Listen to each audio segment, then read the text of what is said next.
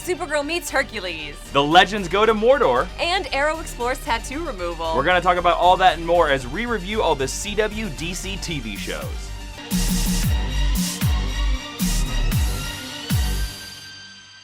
Hi, I'm Jason Inman. And I'm Ashley Victoria Robinson. Welcome to DCTV Recap, where we gather all the CW DC TV shows. We look at them, we shake them up in a box, and then we recap them for you, and also review them with some predictions and stuff like that. As always, if you want to skip ahead to your favorite show, go down to the description. We have all the time codes down there, so you can jump ahead like Barry Allen jumping through timelines. Get that joke right there? Get it? Very good. Nice. All right, so let's swoop right into Supergirl. Supergirl Season 2, Episode 16, Star-Crossed. Supergirl goes on high alert when a new villain comes to National City. In other events, Wynn's new girlfriend gets him in trouble with the law, and Music Meister attacks. All right, as we do every one of these recaps, we're going to talk about the good, the bad, then we're going to give it a rating, and some predictions. Let's start off with the good of Star-Crossed episode. Let's talk about when the Gans, I guess we want to call them. Sure. The Gans show up. Mon-El's parents show up. Yeah. They take over the TVs, very similar to the movie Man of Steel. I was thinking that as we watched it. I think that was on purpose. I really do. And well, Mon-El, Superman analog makes sense. Yes, and I really, really like that moment. I thought it was a nice touch. Then let's talk about a little bit here. The whole sequence of Kara fighting the ship of cool. Mon-El's parents was really cool. And I even liked the smart and inventive way of like the ball of gel that stopped Kara. I thought that was really cool. The Kryptonian hamster wheel, it was good. And you know what? Supergirl is usually the one I find that like you can see the weaknesses of the special effects. Did not see it. Very brightly lit scene. I thought the special effects looked great. Excellent, very well executed. What did you like from this episode? So I don't know barely anything about Terry Hatcher or Kevin Sorbo. You're missing out. I mean, I understand the Hercules and the Lois Lane references, but that's sort of where my frame of reference for them stops. You know what? This is everybody on the internet's gonna love this. You know what my opinion of you not knowing much about Kevin Sorbo and Terry Hatcher is? I should probably go lay down in traffic. No, it's this. Disappointed! Yeah. Wrong. However... That was a Kevin Sorbo joke.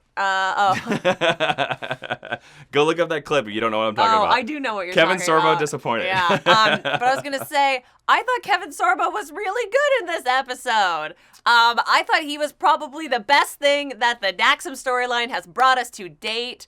He was very kingly. I thought he gave a great performance, and I thought he added a lot to the scenes that he was in. I really liked his choices. I had Kevin Sorbo as a plus in this episode, too. Now, Kevin Sorbo, right out the gate, not the greatest actor, but Kevin Sorbo also does bring a very good presence to any role he plays. That's the reason why he was the captain of the Andromeda. That's the reason why he was Hercules. That's the reason why he was the runner-up for Superman in Lois and Clark: The New Adventures of Superman. But yeah, he was very somber. He had great presence, and I was like, you know what? I would believe that you are the king of like a Kryptonian people. He does. He seems kingly. I also think the design on the Daxam outfits were nice. I thought some of the Kryptonian design in the previous season was maybe too complicated. Yeah. And here, I mean, it's basically black robes and a headpiece, but I liked the headpieces, and I liked that they weren't so distracting that they took you out of the established mythology that the episode was building on. Yes.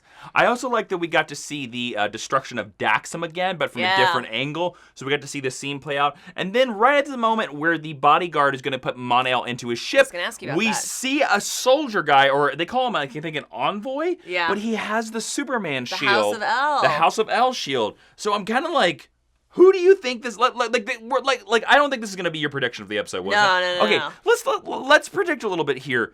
Who do you think this guy is? He definitely has to be tied to the House of El somehow. I think it's Jor-El. Really? That's what I think. But Jor-El is present when Kal-El is sent away, so it can't be Jor-El. Why not? Because that is Why can't we assume that Kal-El's already been sent away? But no. Because the reason why Daxam is being bombarded is because Krypton already exploded. It's the pieces of Krypton that are... I get right. So Jor-El's dead. Well, I thought that because I know about 5 people in the House of El. Yeah. Well, I for a while, I very quickly was like, oh, that's going to be Kara's father. But no, we saw in the pilot, Kara's father was present when Kara was... So I assume that his dad is not Russell Crowe from Man of Steel. So in my mind, I understand that Krypton has already been destroyed, and that's why Daxam is having the crisis it's currently having. That for that to be Jor-El, like Cal's already gone, and maybe he got in a pod because he's in a Kryptonian escape pod, the same thing that Kara's in. Who is? Like whoever the guy from the House of L is, like that's the same ship that Kara came in. Oh, you mean the pod that he was trying to get into? Yeah, so my assumption was that he got in that to chase Cal, and then saw that Daxam was going to be in trouble, and he landed there to warn them, and then it all went to crap, and he's like, well, bye guys, I got a son to go after. So you're saying that Jor-El is still alive in this universe? No, because they shot him on Daxam. Oh, I don't like that at all. But that was like the only person that I could assume that it was. I have a feeling your theory servant of House of L, but that's a less exciting choice. There's a lot of interesting choices that you could put in that. Mm-hmm. You could honestly make it a time traveler. What? You could make it a time traveler. We've seen time travel in Flash. That could be... I guess. I'm going to put out an insane theory right now. Okay. You want to know who that Kryptonian envoy was? Mon-El himself. I like that much less. That is Mon-El from Legionnaire's time ensuring that he was able to get off the planet. Oh. Because otherwise, Mon-El dies. Now, I don't think in a million... I don't think it's not... This is the other thing. Otherwise, it's going to be some L that we've never heard of. Yeah, that's because likely who it is. There's no way it's Jor-El. Because they're never going to address it again either. I think they're going to. I think there was... I think that was a little Easter egg just for the people. Really? Yeah. That's a pretty big... They made sure we saw that Superman shield, too. Yeah, but these shows have tended to put little teases like that in there. I hope not. I just don't think that there's any way. I mean, I don't know. Maybe we have a ton of Kryptonian analogs. I just don't think we're gonna get another Kryptonian. Okay, sure. But we'll see. I mean, just case in point, the Daxamites are all a bunch of Kryptonians. Yeah, but they're called Daxamites. Yeah, so they're whatever. not. I mean, every alien off of Fort Ross is basically Still on Earth. a Kryptonian. Still on Earth. All right, so let's talk about. Let's move on. Kara and Mon-El. I really like their scene where Kara basically called Mon-El and all his lying. Yeah. Which is basically, you've been lying to me. I can't trust anything you say. And she flies away. I thought that was a very, very strong scene. What else did you like from this episode? Yeah, I enjoyed that. I also enjoyed watching Melissa Benoist's performance when she went and met Mommy and Daddy Mon-El. Yes. I don't know what the dinner scene. I don't know what their names are. I liked the choice for her character that Mon-El's like, well, I'm gonna go buy peace, and she super sped off and was gonna go with him. I thought that was a very super thing for her to do. Thank you. And I thought she did a really good job playing kind of the slow, crumbling realization that she cannot deal with him and what it means that he's a Daxamite, whether that's, a comment on her feeling as a prejudice or them as a race. I think it's interesting that it's left up to interpretation. But the dinner scene I thought was really well executed. A lot of interesting foods. I think I spotted like a ding dong that was like turned into the hostess ding dong was turned into like one of the foods. Oh, really? Yeah, it looked like one of the plates like was a hostess ding dong with like a little red dab of something on top of it, and I was like, I guess that's supposed to be alien. They sent the PA out. They're like, go to the 7-Eleven and get us some alien food. Yeah, just something that we know won't melt into the lights. Ding dong and some Red Hots. All right, good job. No, it was bigger. One of those meat sticks. It looked like a clown nose, actually. I didn't even notice. Yeah, That's so funny. I looked at their food because I was primarily like, oh, look at that alien. They were drinking like blue water. Yeah. I actually wondered if that was yet another Star Wars reference. Could be. That we get a lot of on these shows. One of my last good things that I want to talk about is, and it's something that we don't talk about very often, Mandrax showed up in this episode. Oh, yeah. Fort Ross. The prosthetic on Mandrax and his partners looked great. The makeup in this episode looked great. And it's something that we don't talk about often enough. And I thought Mandrax actually looked really good. Yeah, I love the design of his weird headpiece. I would agree. The aliens were primo in this I would say on par with like Star Trek makeup. I would agree. I definitely agree. Yeah. Do you have any other good stuff you want to talk about? I really liked the final scene with Maggie and Alex when they let Winn go, and Maggie kind of like intimidated him, and then her and Alex have like a joke that they like to intimidate Winn. I thought that was really funny. And that's pretty much my last good thing for this episode. All right, let's move into the bad. All right. First off, I want to bring Winn just singing in the office. That was a little weird. And Jeremy Johns is a musical theater actor, and you're gonna waste that on him not singing well. But I'm gonna steal a big part of the bad, and I hope you join in on with this because I gotta talk about what was basically the second half of this episode, or more of this episode than Kevin Sorbo, which is a disappointment. Yes. So we've for weeks been dealing with Lyra. Wynn's girlfriend. I was pro Lyra. We find out in this episode that Lyra is a con artist art thief who lives in a trailer park, who steals art to save her brother who owes the art thieves. First off, what a ridiculous turn for this story. Cool trailer park, though. 10 out of 10 would live in the Rings of Jupiter trailer park. Sure. That was fun. Right by the same bridge that Arrow always films by. And that all the DCTV Flash shoots there. I liked Lyra when she was first introduced. Mm-hmm. She says where she's from. She has a strong connection to the Legion of Superheroes. Yeah. And then what do we find out? She's working for the art thieves of National City. No, yeah, and the fence is an alien. Like, why would aliens give They love Van Gogh. goddamn about like Earth and alien? You know, this is Wynn is a character that got a lot of rehabilitation in the second season. He got a purpose. He got something good to do. Alex is the same way. Yep. And now we're returning. And I think the Supergirl Mon-El stuff also is a turn to this. This is like season 1 level. The goofiness. Nonsense. Yeah. Mm-hmm. And it started out so good, and it could have paid off in a big way. And we might still get there with Lyra. We could, but from this episode, it's not looking promising. It seems unlikely. And the reason why this is my biggest bad is because you introduce this storyline of the Gans showing up, the Daxamites showing up, Kevin Sorbo's in your episode, Terry Hatcher's in your episode. What is more screen time spent on? This Lyra, Guardian, Wynn art heist. Can we also put a moratorium on the Van Gogh references? Because no one did it better than Doctor Who did. And like bringing up Starry Night every time you have to mention a classical painting is like bringing up the Mona Lisa. There's more than just that in the art world. Well, true. And they had him still start. First of all, Starry Night is also not in America. But don't go too deep because there are more problems in this episode than what painting they chose. I know. There are way more problems in this episode than that. So don't make that the focus. The main focus is that we had a great character in Lyra, and we ruined it. And we basically like left turned her story. There are so many different things you could have done. And I'm not saying this is not a thing being like, we could have wrote the episode better. That's not what I'm saying at all. I'm just saying there were so many more interesting paths to take the Lyra's. Like, Lyra could have been a thief. Fine. Cool. Lyra could have been a card artist. Fine. Lyra could have been doing this all for the brother. But it's for a Van Gogh painting? Yeah. That's where you come up with? It's also, I think the storyline is meant to be a literary foil to what is going on with Kara and Mon-El, so that like Wynn can prove that like his love can overcome all of his self-doubt when Kara can't.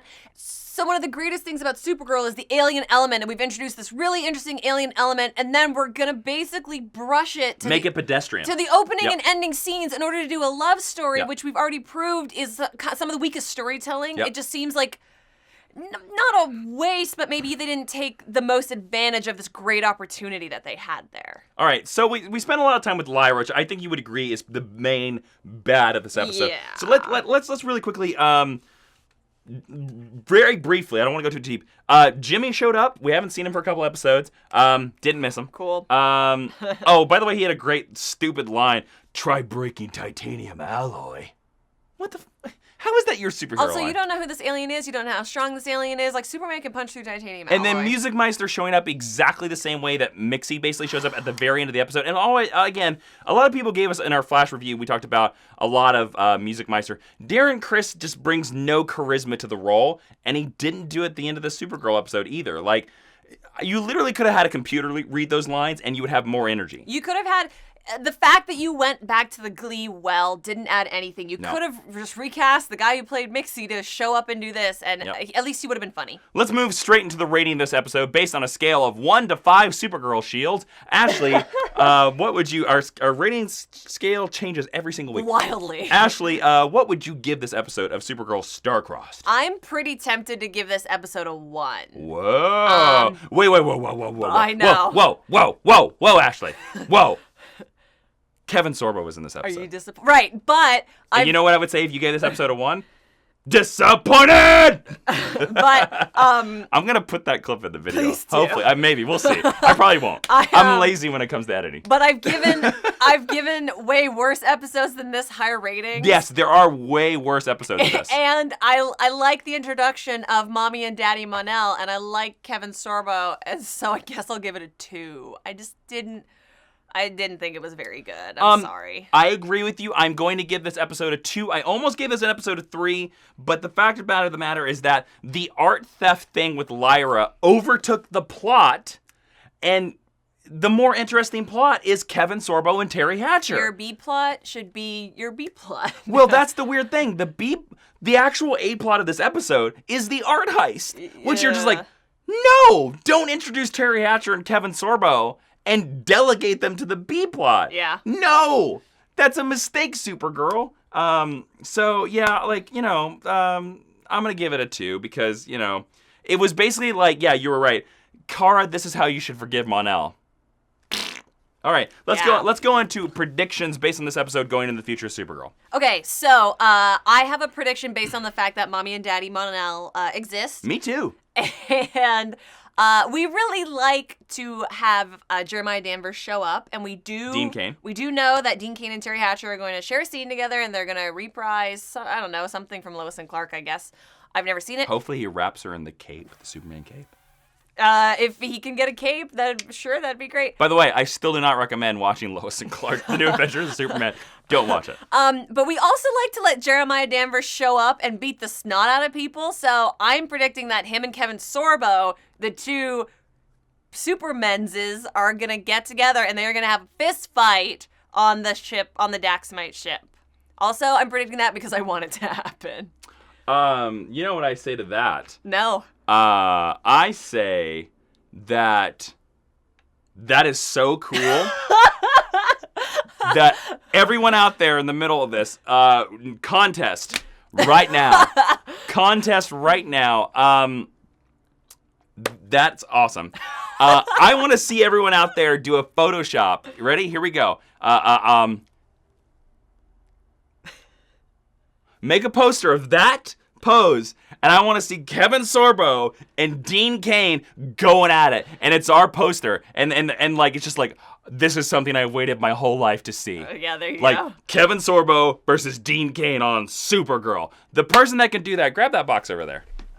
The person that can do that and give it and show it to me on Twitter at Jawiin, I am going to send this entire Legion of Collectors Joker box. It has all this cool stuff, has like a cup, a shirt, all kinds of crap, and an exclusive Pop Funko. Send it to me on Twitter at Jawiin, Jawiin, or to Ashley on Twitter at Ashley V. Robinson. Remember, that pose, Dean Cain versus Kevin Sorbo. That's just freaking awesome. There you go. What's your prediction for Supergirl? I don't even want to say it. Okay. Basically, this is my prediction. I think Kevin Sorbo and Terry Hatcher aren't done. Yeah. I think Kevin Sorbo and Terry Hatcher are going to hire Cadmus to steal Mon-El for them, because Mon-El's not going to want to come back with them, by promising to take all the aliens away from Earth as Daxamite slaves. They get the Ark back, even though Kara destroyed their Yep, Ark. so Cadmus gets what they want. They get all the aliens off of Earth. Daxamites get Mon-El, and they get slaves. Wow. Yep, there you go. That's a good prediction. All right, so let's move right on into The Flash. The Flash Season 3, Episode 17, Duet. The Music Meister sends Supergirl and the Flash to a world where life is a musical and the only way to escape is to sing and dance. Join us, the Flash sang a song. It was okay, I'm kinda off tune right now. It doesn't matter, I just got over a cold. And the Flash didn't. There you go. Somebody requested that we sing. I don't sing as a There you go. choice. So, all right, so the Flash had his musical crossover. As you know, every single week we do a Flash review. You can go find out that card right up there. Really quickly, Ashley, if you had to pick a favorite song out of the episode based on the songs they sang, what was your favorite? My favorite was the one that Victor Garber and Jesse L. Martin sang together because I love them. Because it was like softer and nicer and yeah, cleaner. it is like it's a little it's a heartfelt ballad. The ballad is always my favorite part of the musical, so I really enjoyed it. Okay, so no, you and I were not very big fans of Music Meister because basically they didn't develop the character past a plot device. Exactly. And if they would have gave us a little bit more, we probably would have liked him more. We probably would have even forgiven Darren Criss. Yeah. Chris. Chris. Sure, whatever, that guy. Darren Cross. Let me ask you this. Yes. We do think a musical sequel is going to happen. We Yes. think it'll probably happen on Supergirl next year. Do you think the Music Meister comes back? Oh, yeah. Yeah? For sure. What else is Darren Criss doing? That's a fair point. What is he doing? Yeah, he's coming back. Yeah, definitely. He's definitely not having a fight that's cool as Dean Cain or Kevin Sorbo. There you go. More poses. More poses. I'll tell you what, though. When we get the next musical episode, I really hope it's a 4-way crossover. Like, I want Oliver Queen to sing more than anything. I don't know if Stephen Amell can sing. Because I think it's going to be bad. And I just think it would be so amazing if you had a reason for Oliver Queen. Of all the it's like Oliver Queen and Heatwave are the two that I want to sing. So the Oliver Queen song is like, I spent 5 years in hell. Look at all my scars. Oh my God, no, I've got it. I'm going to write your musical for you right right. now. Because this one only had like 4 songs, and then the one that went on for entirely too long at the proposal. Just have them sing their little intro cards. My name is Oliver Queen? Yeah, like they're, I'm Barry Allen. I'm the fastest man alive. Oh, interesting. And then you have all of the legends sing their really weird introduction together. Interesting. That's what it should be. I had to become something else. Someone else. Dun, dun, dun, dun, dun, dun, dun, dun. Yeah, that would be what it is. Fire an arrow. I don't know. There you go. Plenty of ideas, CW. You're welcome. All right, so let's move. Enough of this nonsense. Let's move into Legends. Legends of Tomorrow, Season 2, Episode 15, Fellowship of the Spear. The Legends land in France during World War I and enlist the aid of J.R.R. Tolkien to retrieve the last pieces of the Spear of Destiny from the Legion of Doom. All right, great. We're going to talk about the good, the bad, and then the predictions and the rating, okay?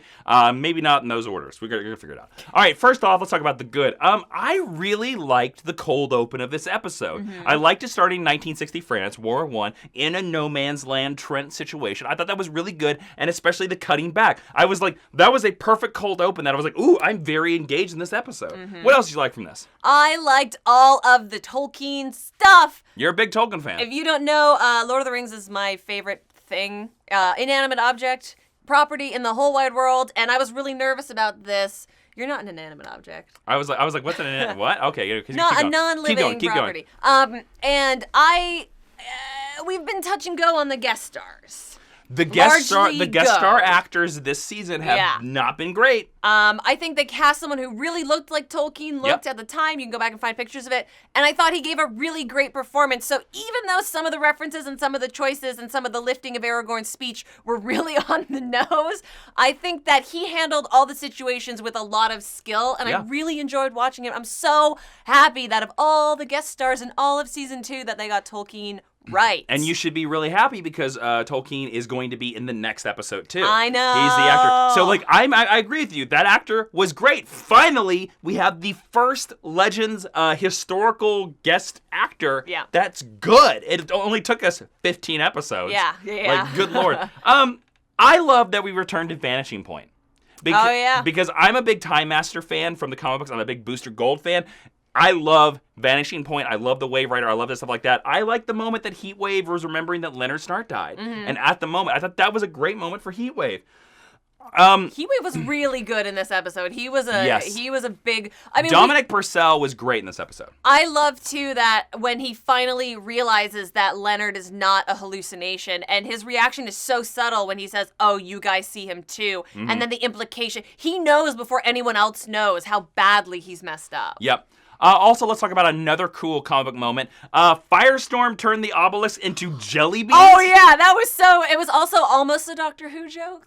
Very close. Like the jelly babies and stuff like that. But I love that Firestorm is just like playing around with transmutation, which is a classic comic book power of Firestorm. Which we've only seen... We saw them do it... We saw it in the very beginning of the season. We saw it in the Invasion crossover as well. Mm-hmm. And it's something that's been kind of alluded to. And I like that they kind of went out of their way, too, to have Jax say, like, me and Gray been working on this. Yeah. Like, so that's why we haven't seen it all the time. But the joke was so well set up. And then when Reverse Flash scans and you just see the pile of jelly beans on the scan was really funny as well. I also like, lastly, there's more, excuse me. I love the moment where they're talking about going back. They were like, oh, we need the blood of Christ to stop the Spear of Destiny. Very classic myth that's, all over all kinds of stories. It's also very classic to DC Comics history. But I like the idea that they were like, well, let's just go get it from Jesus. Boop, like a mosquito. And Rip Hunter was like, no. There are like uber fixed points of time that no time traveler can go to. And I like that idea because if you do think about that, there would be certain moments that if you mess with it, it would like catastrophically screw up history. And we've learned that they're the worst time travelers ever. And they are. It's probably. I also think it's a great way for if you are the person, if you're the showrunner or you're a writer, to be like, let's not touch this really sensitive piece of history. This piece of history that means a lot to a particular group. It's a great work around, touching certain periods of time that might elicit certain responses from your audience. What else did you like from this episode? Oh man, I really liked. So they use like the Lord of the Rings movie trope of like the spear whispers to you and that it can get inside your head. And words appeared on it by fire. Yes. Yep. But I liked that we got to see how it affected different people and what the power to change time could mean to them. And like what they would change? I particularly liked Amaya. Amaya's basically the Boromir of their fellowship because she wants to use it for good, but she's not the right person to wield it, but she's trying really hard to do that. And I really like Amaya, and I like seeing her struggle with what's the right thing to do, and that she's kind of a bad guy in this episode. She is kind of a bad guy. And especially like when she gets encouraged by Rory to just like do it. He's like, I'm with her. So they've sort of teased, or not like a romantic relationship, but a bond between these two characters all season. And I so badly, when he went with the Legion of Doom, I wanted her to go with him. She should have came. Yeah, especially because her and Nate were all like, I can't talk to you because I'm 5 now. Like, and when they had their interactions, so. Haircut. Tell me how you feel, Mick. I could have used some jelly beans. Yeah. I like how when you do the voice, you do the squint as well. You have to do the squint. Leonard. Oh, I get to be Leonard? Leonard, yeah, you're wearing blue. Yeah. Although he was wearing black in this episode. Shut up, Mick. All right.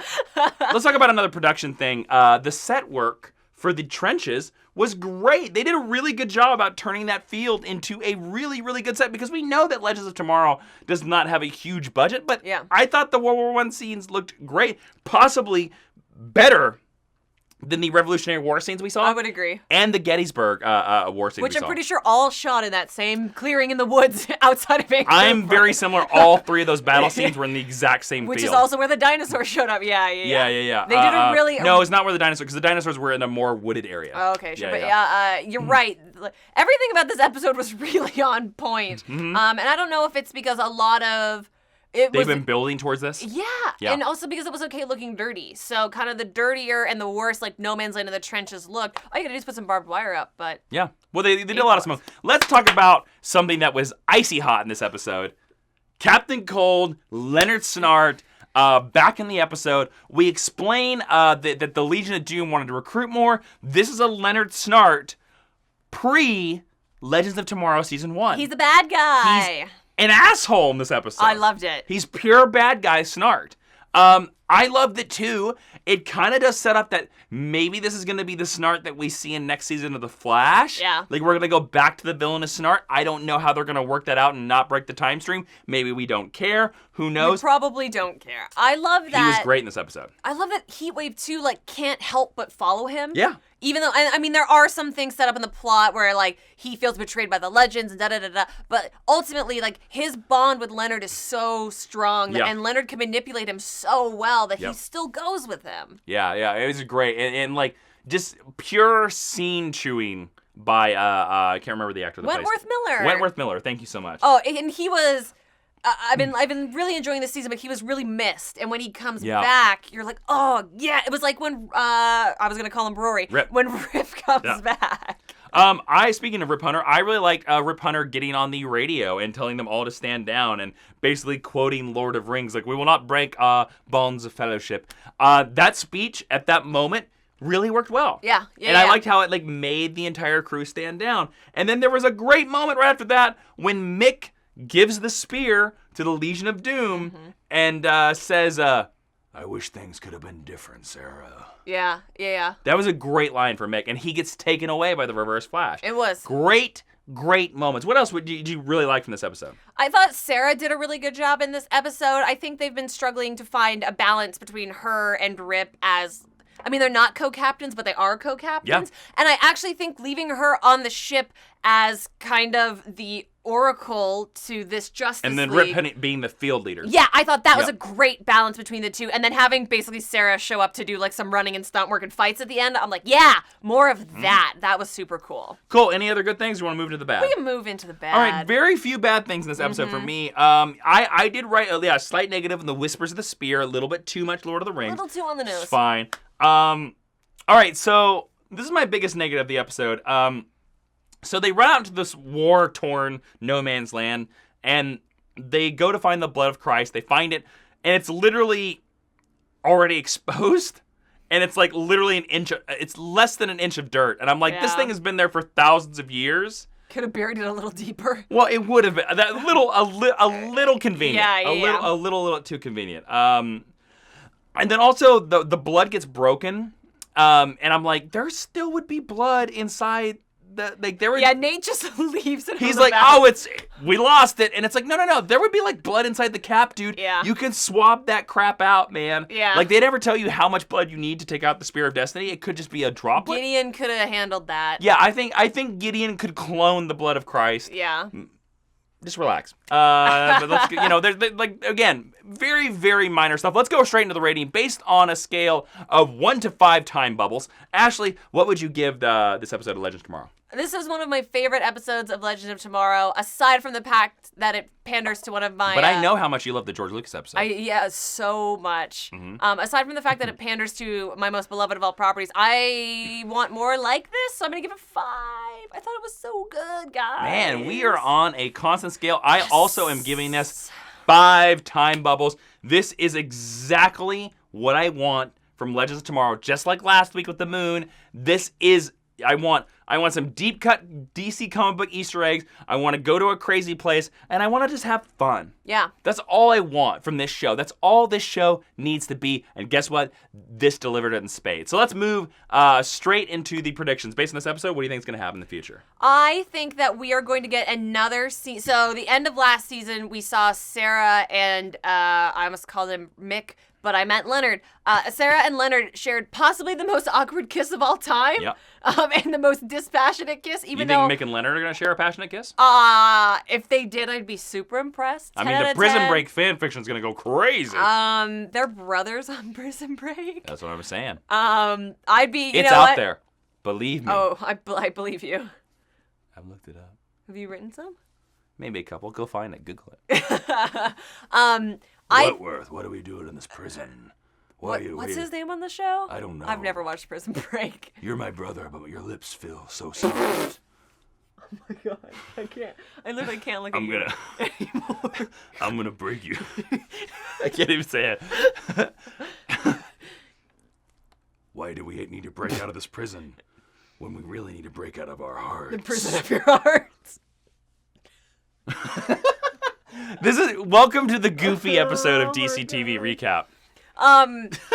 So I think The prison of our heart break. somebody please Photoshop the romance novel No, cover of there's that. too many photoshops. If you want to, go for it, but sure.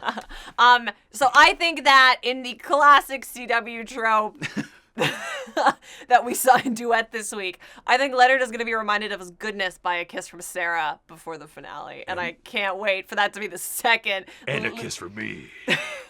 I can only hope. In the second least. You think Sarah's gonna kiss him? I do, and I think in the second most awkward kiss that we've seen on the DCTV shows Interesting, of all okay. time. Yeah, I do think that's gonna be like, no, but remember you're good, and then they'll kiss, and then he'll be like, I'm gonna shoot myself again. I'll see you later. Yep. What do you think is coming down the pipe for Legends? I think in the next episode, because we saw the Legion of Doom hold on to the spear and they rewrite reality, I think we're gonna see all the partnerships flipped.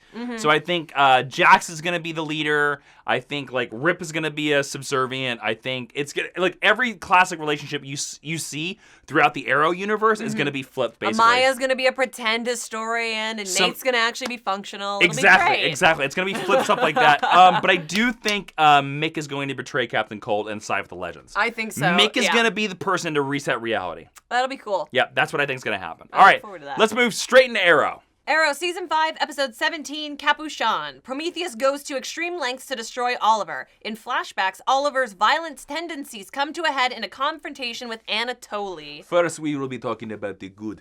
Then we will be talking about the bad, because this is the Russian episode. Then we will be talking about the Bratva. The Bratva, the Brotherhood. Da. It started off the flashbacks of all the Season 1 murders that Arrow did. Again, go back to Season 1. I love it. I even like the idea they introduced that, like, you know, why Adrian chose the name of Prometheus. You know, I'm going to steal from the god. He kind of looks at Oliver sort of as a god a little bit. Don't we all? Yeah, who doesn't? Have you seen the Salmon Ladder? Okay. Okay. So I want to talk about most of this episode was a flashback to Russia. We'd been told about this episode for a very long time. A majority of this episode was spent in Russia. Uh-huh. I will say that when I heard that we were going to do a season-long arc in Russia about the Bratva, at first I was like, no, go back to the island. God, this flashbacks haven't been good since Season 2. The flashbacks this season have been great. They've been really strong. I really think they've complemented the main episodes very well. And this one, again, kind of like in Season 1 where we spent most of the time with Deathstroke during that one time. It was called The Odyssey, I believe the episode was called. This episode was great. I thought it was really good that, like, the Russia stuff really, really worked. Well, so Anatoly's amazing. So every time we get more of him, I am totally in. And also, the Russian flashbacks had a great tie back to Season 1 for finding out that Malcolm Merlin has some sort of deal with Kovar, which I'm only going to assume that Kovar maybe sets up Malcolm Merlin getting the machine that causes the earthquake in the undertaking. Yeah. You know, I'm going to assume that. I think they're going to make sure we see that. I agree. And I was like, that's awesome. What else did you like from this episode? I actually want to piggyback on a little bit. I really liked Malcolm Merlin in this episode, and I traditionally don't like him as much in his Arrow appearances. Yeah. But I thought John Barrowman, like, really killed it in the couple of scenes that we got him in. Pun intended. Yes, pun definitely intended. I also, much like Jerry Hatcher and Dean Cain and Hercules, Kevin Sorbo. There you go. Know virtually nothing about Dolph Lundgren outside of his work on this show, and I was super excited when he came back. He is Ivan Drago. You know, I've heard that about him, but I don't know what that means. I will crush you. I will crush you. That's what he says. I know he's also a genius. In Rocky. But I think he is tremendous in this episode. I think. You know what everybody out there is saying to you? Because you don't know who Ivan Drago is? OMG, I can't believe you haven't seen Rocky. Blah. No. They're saying, disappointed! Probably. This is the goofy episode of DCTV. Welcome. I also, something I really appreciate about him and Stephen Amell is that they do the majority of their own fights. He has a kick-ass fight in that bar that they really are getting their money's worth out of. But the first one. Yeah. The longer one, which goes on for like probably a full 3 or 4 minutes, which is quite lengthy, and it's him most of the time. And again, they do these angles that most of the shots, it's actually Stephen Amell too. Right, and all the big flips, like they're overhead, and it's somebody who can do that more safely. But I really just appreciate the amount of work that the two of them would have had to put in, and how well they executed. And it's shot at speed. It's played at speed, and they're fast. Like, whoo, they could take out Dean Cain if they had to. Yeah. In a pinch. Yeah. Better fights than Iron Fist. I said it. All right. I really like the moment back in the present of Prometheus putting up all the pictures of all the people that he murdered throughout Season 1 and Season 2, bringing up the count. And I thought it was like pretty metal of Prometheus to be like, I'm going to shoot you in 3 arrows in the chest. Metal. It was. I thought, like, I've never ever heard you say that. Get used to it. So like I thought that was pretty cool because like I was like, oh, this is very similar to, this kind of reminded me of Wintergreen torturing Oliver in Season 1. Oh, good call. I saw a lot of shades of that. I was like, again, there were a lot of tiebacks to the history of Arrow. And again, it should, because we're getting to the end of the island storyline, the 5 years in hell. So like, I want more tie-ins, and this episode delivered on all of it. I loved seeing the Hood take out all the Russians, like just murdering those guys in the garage. And then Anatoly seals it, because he looked at Oliver and he goes, this does not remind me of you. I look at you, after he finds out that he tortured that man, he goes, I look at you and I see Slade Wilson. Yeah, that was a great line. Oh, what a fantastic line to give. And by the way, Anatoly, who, by the way, is a great actor. And two, by the way, if you don't know, he's great on Stargate Universe. Yes, I watched that show. I like that show. There's a lot of Stargate Universe actors on this show. We're in Vancouver. Yeah. We're in Vancouver. I also appreciate that Anatoly unpacks something that was set up earlier in the season when Oliver is trained by Talia and we see their relationship. She teaches him to embrace the darkness and to use it to let go of let his monster out. Yeah, and to become someone else and something else. Anatoly's like, that's stupid. Yeah, Anatoly really is like, this is what's not great about that. And those two characters really personalize the struggle that Oliver's had since season 1. And even though he does something at the end of this episode that we've kind of seen him do before, I really liked seeing how that played out outside of his own head. And again, because he's such a good actor, it felt really meaningful when he's kind of calling him on, like, you're going too far, this isn't you, I'm worried about you. Yeah. Nice moment. A little on the nose a couple times, but it's all right. Well, CW. I also wanted to bring up Adrian Chase. Actor did a great job in this episode. Josh something. All right, that guy. Adrian Chase, as I was saying. Again, started out the season, wasn't a big fan of him. Yeah. But he has grown, and he was great in this episode. The moment where he comes in, where he gives Oliver the chance to kill Artemis. Yeah, Evelyn. Yeah, and he he hits the wall, and I was like, what a great acting choice that was. Yeah. I don't know if that was the director or that was you. Like, that was fantastic. And then he kills Artemis, and I was like, oh, this is a great moment in Arrow. That's so cool, you know? Then again, like you talked about the Kovar fight. Kovar fight was great. So good. Arrow in the hallway was great. But then we go back to the Prometheus stuff, and we learn the great secret or whatever, that Prometheus has a great line where he says that you used your father to go on a killing spree. Yeah. You use the name of your father, and then he burns off Oliver's Russian tattoo because he's like, the Bratva tattoo. The Bratva tattoo, because he's like, oh, that was a badge of pride for you. I'm taking it away. And it was so cool. Like, the blowtorch, holy crap. I said metal. I'm saying metal again. Yeah. And he burned it off, and then we cut to getting to see the tattoo being put on. Yes. Yeah, I thought the interlaying of the two scenes and the juxtapositions and the storytelling was very, very artfully done. Also, I wonder if they did that because Stephen Amell was sick of getting that tattoo drawn on him every time he had to take his shirt off. Well, now they're going to have to put on scar tissue now. Yeah, but that's one piece. I guess. Okay. Kovar's still alive. Dolph Lundgren.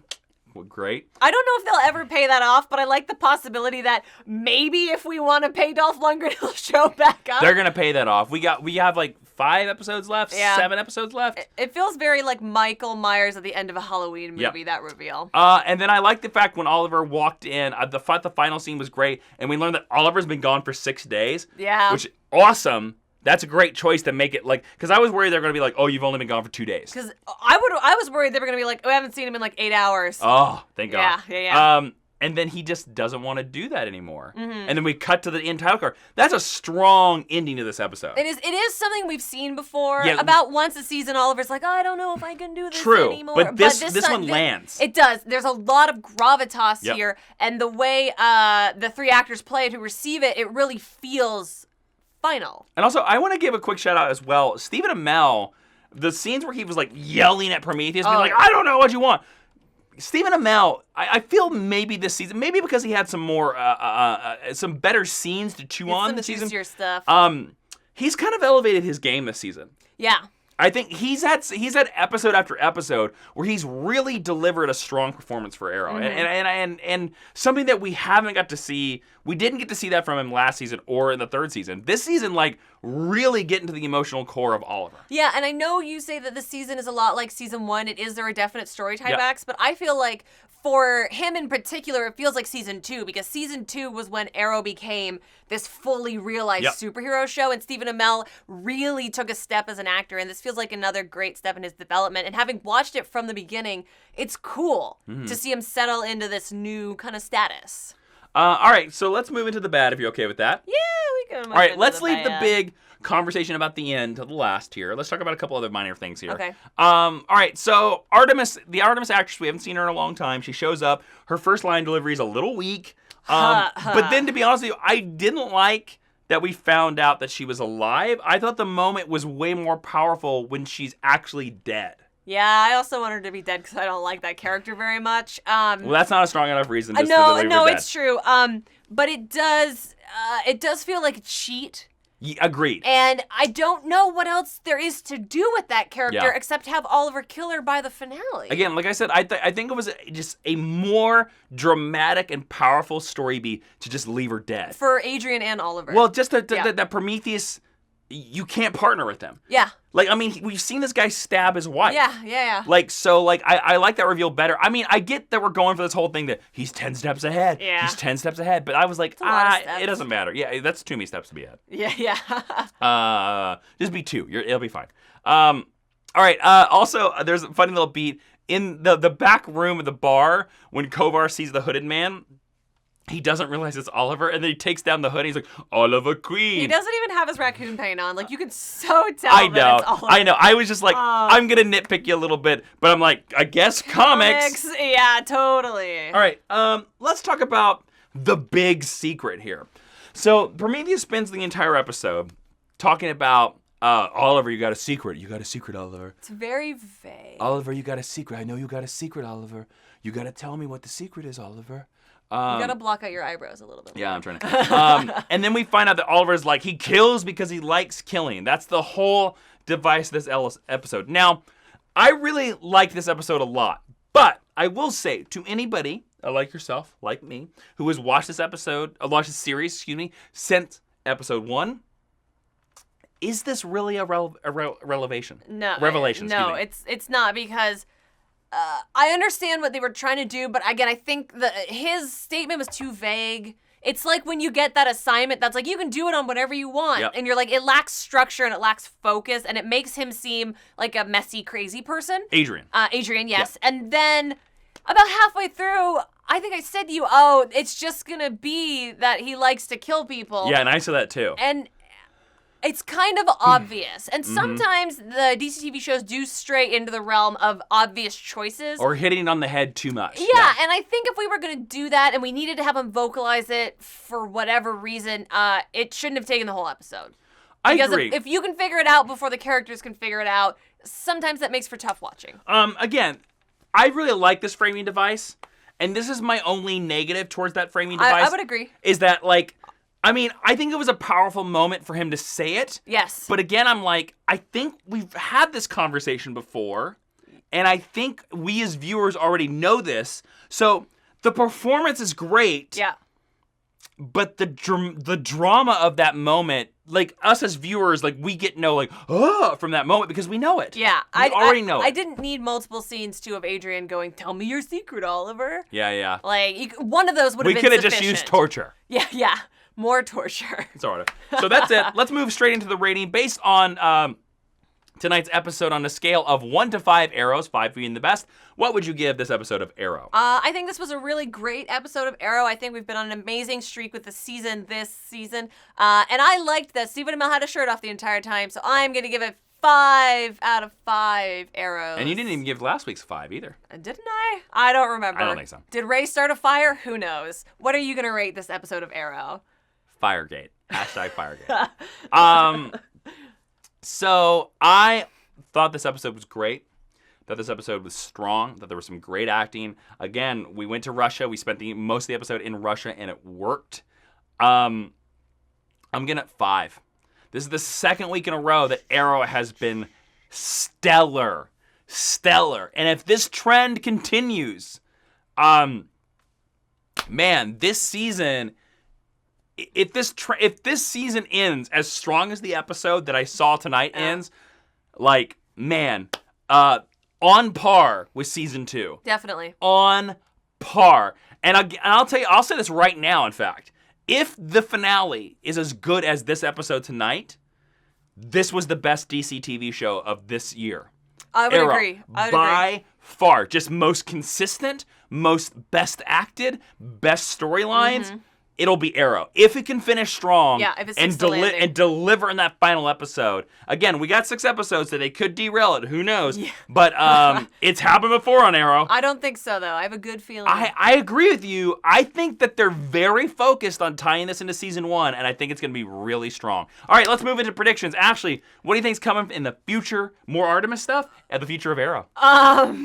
I know how much you like Artemis. I really hope there's no more Artemis stuff here ever. What I think is going to happen is I think by the end of the next episode in the flashbacks, Oliver is on the island with that hideous underpinned double hairpiece nonsense that he's wearing. How long till he gets the giant beard? I think we're going to see that only in a flash forward. I don't think we're going to... Flash forward? Yeah, like we're going to see that same scene from the pilot. Yeah. But reenacted. That'll be the only time he gets a long beard. Oh, okay. Because they don't tend to put him in long facial hair unless it's So you the think future. he's on the island next episode? I do, and I think that by the end of the season, he has fought and defeated Kovar on the island, and I also think that he is going to fight. We're going to see him put the arrow through Slade's eye. Or put the mat, because we see the shot of the mat. I think we're going to see that moment. You kind of took my prediction a little. Oh, I'm sorry. Not close. He is not on the island by next episode. No. Get out of town. Will not happen.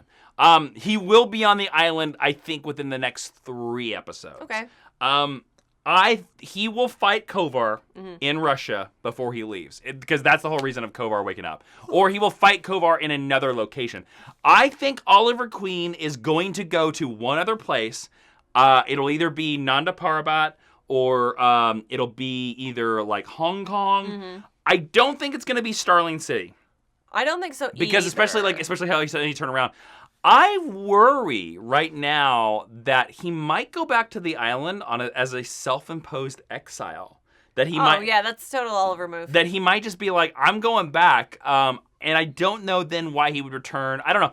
I think he's going to make one more stop because it's going to be something to do with his father, something to do with the list, and then I think he goes back to the island. And on the island, he is going to fight Slade Wilson, and that is going to be the mask through. Yeah. And Slade Wilson will be kicked off the island. I also think Manu Bennett is coming back to the show. I don't know if it's not just going to be a dude in a Slade costume. I think they're going to get Manu Bennett. I think they're going to let bygones be bygones, and they're going to let him have the fight. I think they're going to let the water underneath the bridge happen, and I think they're going to bring him back to the show. I really think. And how many seconds until he talks about Shadow? Oh, 3. It'll be like his first sentence. So there you go. Well, if that happens, then everyone can look forward to Jason's Manu Bennett impression. There you go. We love doing the Manu Bennett impression. All right, so that's it for Arrow, guys. But don't forget, let's make that Kevin Sorbo, Dean Cain poster, and I'm going to send you this box as long as you got a cool thing. Send it to us on Twitter and all that kind of cool stuff, because I love seeing all your Photoshop stuff out there on the internet. I love it when you guys do that. All right, go down to the comments, click subscribe, and then let us know what you thought was the best show of the week. And why not click on one of the videos that popped up on the screen? It is full of geeky goodness. And if you like these, head on over to patreon.com/Jawiin. Donate a little bit there and get tons of more exclusive video content. And then, you weirdos, I need you to come back for the Legends next week. We're going to review the season finale. Maybe I'll kiss Captain Cole. Maybe. A prison break of my heart. This is what it would have been if Heatwave sang. I wonder if anybody's watching the in-card. The prison break of my heart. Leonard, I love you.